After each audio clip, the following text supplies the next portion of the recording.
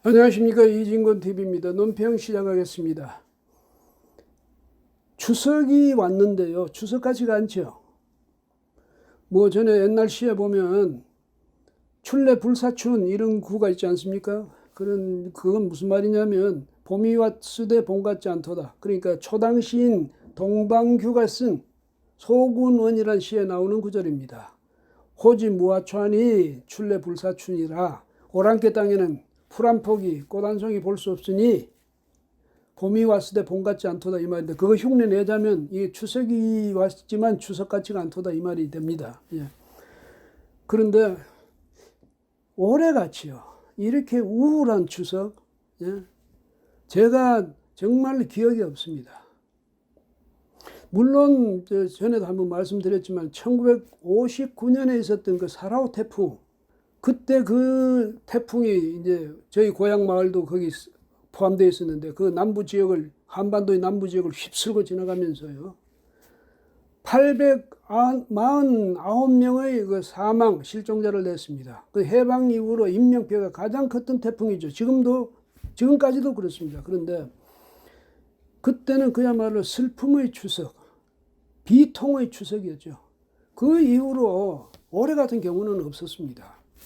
코로나 때문이기도 하고요. 그래서 완전히 서로가 고립돼서 사는 것 아닙니까? 거기다 북한이 저런 만행을 저질렀죠. 하나 되는 게 있습니까? 이러니까, 네?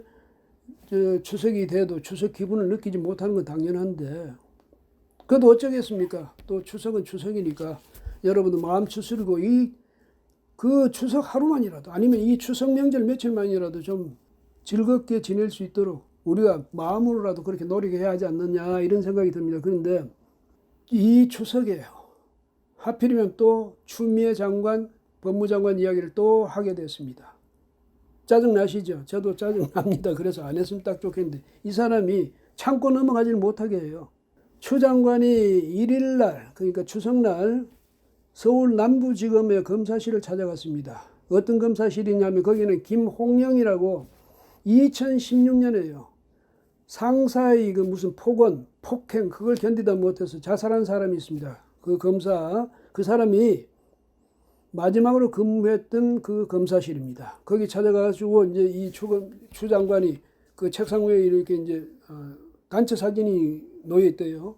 그 앞에서 들여다보는 장면을, 그 사진 찍은 게 그거 하고 이제 페이스북에다 자기가 검찰 개혁의 필요성을 또 강조하는, 당위성을 강조하는 그런 글을 올렸던데, 거기 보니까, 그 페이스북 글에 보니까 이 김홍영 검사 보고 있노라니까 그 괜시리 안타까운 생각이 들었답니다. 괜스레 이 말이죠. 괜스레. 그런데 어쨌든 괜스레든 괜시리든 까닭 없이 이 말 아닙니까? 안타까운 생각이 들었는데 그냥 안타까운 생각이 들었지 그 까닭은 몰랐다는 겁니까? 까닭은 느끼지 못하고 그냥 괜시리 그냥 안타까웠다는 거예요? 필요도 없이. 그 다음에 보고 또 보자니까, 그 사람 이제 김 검사 얼굴을 보고 또 보자니까 자신도 모르는 사이에 눈시울이 붉어졌답니다. 그런데 이거는 추 장관 이미지를 염두에 두고 있는 사람들 같으면 이게 이해가 잘 안 되죠. 추 장관이 그 바늘을 찔러도 피 한 방울 안 날 것 같은 사람이 그래 눈시울이 붉어져? 이런 생각을 할 수도 있겠는데, 물론 자기가 그랬다니까 우리가 어떻게 하겠습니까? 그래, 그렇게 생각하세요 이러는데, 그러면 이 사람이 거기 왜 찾아가서 이제까지 안 하던 그런 이제 그렇게 말이죠. 그 마음이 안타깝고 이랬으면 진작에 찾아가면 될 건데 왜 하필이면 이번 추석을 골라서 갔겠습니까? 뻔하죠. 그 사람이 동부지검에 의해서 무혐의 처분되지 않았습니까? 그러니까 이제 기고만장한 거지. 그래서 뭐라고 했습니까? 첫 일성이 앞으로 검찰 개혁에 매진하겠다 이렇게 했죠. 그런데 이제 검찰 개혁을 하겠다는 그거 명분 얻으려고 지금 거기 찾아간 거예요. 아니, 우리 왜 꽃꽂이 할 때 무슨 오부제라는 게 있잖아요. 부제로 쓰는 거, 주재료 말고 부제로로 쓰는 거. 그 오부제로 쓰는 겁니까? 김 검사의 죽음을. 그러면서 이제 자신의 그 페이스북에다가 그 검찰 개혁에 대해서 글을 올립니다. 그거 제가 일일이 다 외울 수는 없고요. 여기 메모를 해놨는데, 검찰의 권력화가 빚은 비뚤어진 조직 문화에 대한 구성원들의 대참회와 인식과 태도에서 대전환이 없다면 제2, 제3의 김홍영 비극은 계속될 것이다. 검찰총장을 정점으로 형성된 상명하복식 검사동일체 원칙은 지난 70여 년간 검찰의 조직 문화를 지배했지만 오히려 검찰 조직의 건강성을 해치고 국민의 신뢰만 상실했다. 이런 글을 올리고 있습니다. 대단해요. 말 한마디로 그는 검찰의 70여 년 검찰 역사를 완전히 매도해버린 것 아닙니까? 그러니까 이제까지 대한민국 검찰은 나쁜 짓만, 그 나쁜 조직 문화에 젖어서 나쁜 짓만 해왔다는 것 아니에요. 참 그 밑에서 검사들 그래도 그 말 그냥 듣고도 가만 참는 모양인데 참 대단해요. 예. 그러면서 검찰총장을 정점으로 한 뭐 검사동일체, 상명하복식의 검사동일체, 그건 누구를 가리키겠습니까? 윤석열 검찰총장 가리키는 말이죠. 윤석열 총장 시킨 대로 다 하는 무슨 그런 일심동체. 그런데요, 이미 윤석열 검찰총장은 추미애 장관에 의해서 무력화에 되어 있습니다. 그런데 그 검찰 전체 조직을 누가 지금 사실상 완전히 장악했습니까? 추미애 장관이 장악했죠. 그 뒤에서 그걸 지원해주고 지지해주고 말이죠. 뒷받침해주는 사람 누굽니까? 문재인 대통령이죠. 그러니까 그래놓고 이제 와서 윤석열이 하고는 떨어지는 게 당연하다 그 말 하려는 건 아닙니까? 그러면서 내 밑에 오는 게 맞다 이 말 하려고 그러는 거죠. 근데 검사 동일체 원칙 그거 파괴하라. 윤 총장 말 듣지 마라. 검찰총장 말 들을 필요 없어. 소신껏 해라. 이렇게 되면 재판관은 소신껏 할 수밖에 없어요. 그런데 검사들이 수사하는 검사들이 전부 제각각 재판 제한들게 해요. 요즘 우리 법원만 해도 말이죠. 판사에 따라서 전부 제각기 판결이 달라요. 예? 거기도 좌파 판사, 우파 판사 나눠져가지고 그러잖아요. 검사들까지 그렇게 나눠지면 어떻게 되겠습니까? 전부 자기 팔 자기 흔들기 식으로 나가면. 굉장히 위험한 그 선동을 하고 있는 거죠. 지금 추 장관이.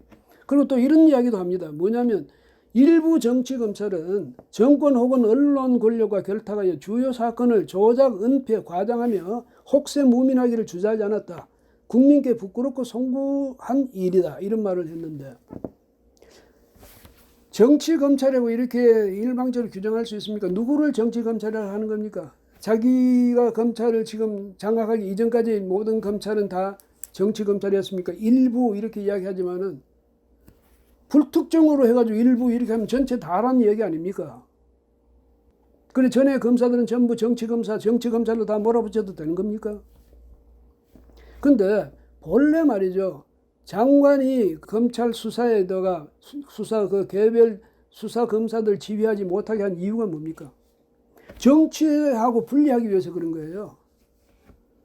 검찰의 중립성을 보장하기 위해서. 장관은 구체적인 사건에 대해서 검사에게 지휘할 수는 없단 말이죠. 다만 검찰총장을 통해서만 지휘할 수 있을 뿐이지. 그러면서 장관이 있는데도 외청을 따로 내가지고 거기다가 장관급의 검찰총장을 앉힌 이유도 그거예요. 정치에서 중립성을 지키라고 해서 그걸 보장하는 장치로서 그렇게 조직을 만든 거죠. 근데 여러분 상식적으로 우리가 생각해도 알 수 있는 것 아닙니까? 검사인 검찰총장이 지휘하는 검찰이 더 정치적으로 편향되어 있겠습니까? 더 정치적 영향을 받겠습니까? 아니면 정치인인 장관이, 그 장관은 대통령의 또 참모이기도 하고 대통령의 직속도 부하죠. 그러니까 이 장관이 검찰을 지휘할 때, 검찰을 통솔하고 할 때 어느 쪽이 더 정치화되기 쉽습니까? 뻔한 거죠. 상식이죠. 그런데 이 사람은 태연스레 이렇게 이야기합니다. 뭐냐면 윤 총장이 지휘했던 검찰이 그게 정치 검찰이라는 거 아닙니까? 이렇게 자기가 말하고 싶은 거는 그건 자기가 이제는 그 검찰 총장의 권한을 사실상 압수해버렸으니까 이제는 정치 검찰을 할 염려가 없다 이 말입니까? 그래서 어떻게 됐습니까? 그래서 서울 동부지검이 어떤 결정을 내렸습니까? 추미애 장관 그 아들 또 그 보좌관 뭐 현재 있는 그 누굽니까 그 승인 사인해줬다는 그 휴가 사인해줬다는 지역대장 전부 무혐의로 해버렸잖아요. 그야말로 장관 검찰 동일체의 원칙이 적용된 거죠. 그렇지 않습니까? 이러면서도 자기가 무슨 짓을 저질렀는지 뻔히 알면서도 이렇게 태연하게 이런 말을 할 줄 아는 게 할 수 있는 것이 그게 추 장관입니다. 추미애라는 사람입니다. 대개 이제 거울은 말이죠. 우리가 거울을 왜 봅니까? 자기 얼굴을 보려고 거울 보는 것 아닙니까? 거울을 딱 보면 자기 얼굴이 나타나죠. 자기 본 모습이. 감추려야 감출 수 없죠. 근데 추미애 장관의 거울은 이렇게 비춰보면 자기 얼굴이 안 나타나고 다른 사람 얼굴이 나타나는 모양이에요. 그러니까 다른 사람 이야기만 하는 거죠. 자기 이야기는 안 하고. 참 희한한 마술 거울을 갖고 있는 것 같은데, 문재인 대통령도 그렇고 추미애 장관도 그렇고 또 문재인 정권에서 실세라고 하는 사람들, 뭐 내로라 하는 사람들 다 거울 하나씩 어떤 거울을 갖느냐. 정확하게 자기 모습을 비춰볼 수 있는 거울을 가지세요. 그리고 남 비출 생각하지 마. 자기 비춰보세요. 자기를. 자기의 본 모습을. 자기의 본색을 그냥 그 속에서 보면 될 것 아닙니까? 그러면 내가 뭘 잘못했고 뭘 잘했고 어떤 걸 뉘우쳐야 되고 어떤 걸 사과해야 되고 다 알 수 있는 거거든요. 이번에 뭐 보니까 추미애 장관이 30일 날 그 자기 페이스북에 올린 글에서 보니까 그게 뭐 제보자 일방적인 주장만 믿고 말이지 객관적인 그런 검증도 안 하고 사실 확인도 없이 오직 그 정치적으로 말이죠. 이 사건을 만들었던 그 사람들 엄중한 책임을 져야 될 것이다. 아니면 추가 조치를 취할 것이다. 이런 식으로 엄포를 놨던데 검증 다 했잖아요. 해가지고 사실 확인했잖아요. 사실이 다 드러났잖아요. 사실이 드러났는데 이 사람은 뭐냐, 사실이 안 드러났다고 그러는 거예요. 사실이 없다고 그러는 거죠. 누가 더 거짓말하고 있는 겁니까? 그러면서도 무혐의 처분받았어요. 이게 법무장관입니다. 이런 사람이. 양심의 가책이 전혀 없는 사람이죠. 웬만한 사람 같으면 장관직에서 물러났을 거예요. 그 다음에 수사를 엄정하게 해달라고 이야기했을 거예요. 또 버티고 장관으로 버티고 앉아가지고 검찰개혁 큰 소리 빵빵 쳐대면서 그 와중에서도 말이죠. 수사가 진행되는 와중에서도 그냥 막 인사를 해버리고 하는 이런 장관 앞에서 그 장관에게 유죄를, 그런 혐의를 씌울 수 있겠습니까? 어림없는 소리죠. 그 추 장관은 인식이 이런 사람이에요. 그러면서 또 우리가 미운 사람은 하는 짓마다 다 믿게 보인다 그러잖아요. 그래서 그런지 추 장관은 또 조국 전 장관 또 여기서 챙겼어요. 이 페이스북 글에서도. 그러니까 조국 전 장관이 약속했던 그 김홍영 검사, 이 사람의 명패, 작은 명패를 이번에는 그 부산에 계시는 그분의 아버지하고 같이 그 명패를 달아드리겠다고. 그게 무슨 얘기냐니까 전에 조국 전 장관이 김홍영 검사의 그 추모하는 명패를 거기다가 아마 그 사무실도 부착해 주겠다고 했던 모양이죠. 근데 그게 이제 추미애 장관 자기가 해주겠다고 그랬으니까 또 5분 만에 조국 전 장관이 또 답사를 보낸 셈입니다. 그건 뭐라고 했냐면, 제가 지키지 못한 약속을 대신 실행해 주셔서 정말 감사하다. 이래놓고 이제는 모든 장애 요인들, 검찰개혁의 장애 요인들이 말이죠. 추풍에 다 날려가 버릴 것이다. 뭐 이런 식의 글을 올렸답니다. 추풍 낙엽이란 말이 있죠. 이 가을에 깊어져가지고 이제 낙엽들이 전부 바람이 불면 우수수 다 날아가는 겁니다. 추풍 낙엽 같다고 그러잖아요. 그런데 맞는 얘기예요. 지금 보니까. 생각해 보세요. 전부 맞는 얘기죠. 왜? 정권이 지금 가을이, 정권의 계절은 지금 자연의 계절보다 더 훨씬 더 깊이 가을이 접어들어 있거든요. 그러니까 지금 한창 이제 추풍이 막 불어댈 때죠. 그럼 이제 권력을 가지던 사람은 추풍 낙엽이 될 그런 상황입니다. 자기들 보고 하는 소리예요. 말하자면.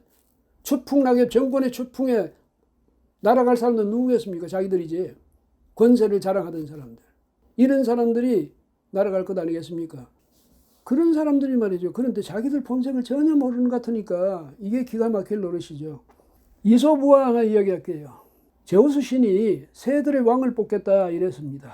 그랬더니 공고를 냈는지 뭐 여하튼 그랬더니 새들이 전부 이제 자기 모양 가꾸기에 아주 열심입니다. 어떤 새는 이제 가서 목욕을 하고 깨끗하게 자기 몸을 씻고 나오고, 또 어떤 새는요 목소리를 태워가지고 노래를 연습한다든지 아니면 뭐 웅변 연습을 한다든지 그렇게 다 할 것 아닙니까? 제우스 신한테 잘 보이기 위해서는 자기 장기를 잘 발휘해야죠. 근데 까마귀는 가만 생각하니까 자기 자랑할 게 아무도 없어요.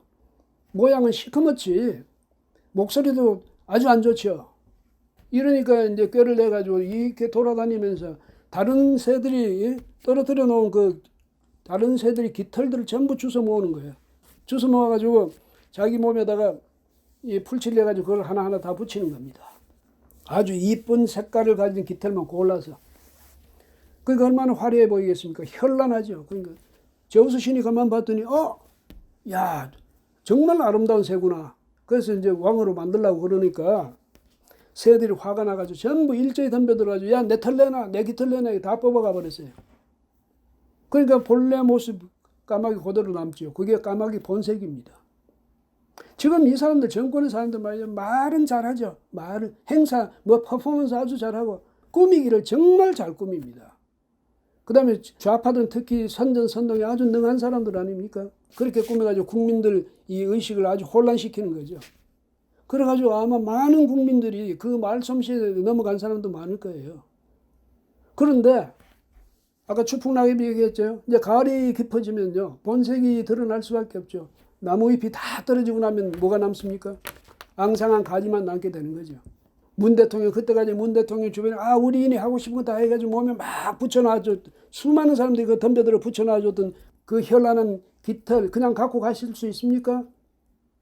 다 떨어뜨리지. 그럼 본색이 나타나는 거예요. 추미애 장관 마찬가지예요. 얼마나 더 갈 수 있을지 정신 차려야 돼요. 추석날까지 그런 데 다니면서 국민들 속 뒤집어 놓지 말고 자기 할 일이 정말 뭔지, 내가 뭘 잘못했는지 그걸 반성하는 시간을 가져야 될 거예요. 예? 그게 추석날 자기 조상들에 대한 도리이기도 합니다. 예. 오늘은 여기까지 하겠습니다. 고맙습니다.